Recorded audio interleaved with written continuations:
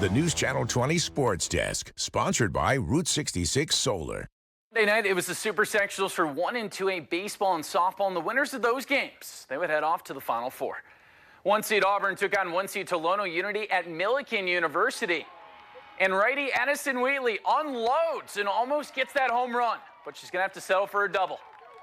Auburn, they would have Unity on their heels all day, dropping a blooper, and that runner advancing to third base. But a clutch, and I mean a clutch, diving play by the second baseman ends that threat, and Auburn only up 2-0 in the late innings. But that's the only run support that Mina Taylor needed. A dominant, complete game, 12 strikeouts, and Auburn wins. They're heading back to the Final Four, and they're confident that this year in the state finals, it's going to go better than last year.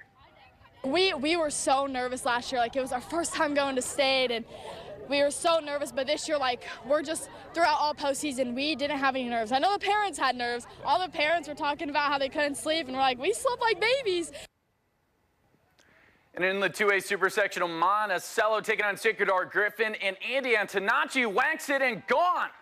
A 3-run shot in the first inning, but the Sages, they did wake up, almost having a home run of their own, but settling for a pretty nice triple. The Sages would cash in after a costly Cyclones error, and we would have a 4-3 ball game heading into the late innings. But Sacred Heart Griffin, they would hang on and pop the champagne. They're going to state. And here's the updated bracket for softball and baseball playoffs. In 1A baseball, the first semifinal, it's going to be Marquette and Lexington, who just knocked off a team in our viewing area, and Salt Fork in the Super Sectional. In the bottom half, Pawnee, they're going to look to keep their stream season alive against Father McGivney. In 2A Sacred Heart Griffin, they're going to be taking on Eureka on Friday. They're going to be playing the winner of Newman Central Catholic in Teutopolis. And the softball Final Four, it's going to be played in Peoria on Friday. In 1A, all those teams, they're 1 seeds. Leroy looks to take down Dakota, while Casey Westfield matches up against Carrollton.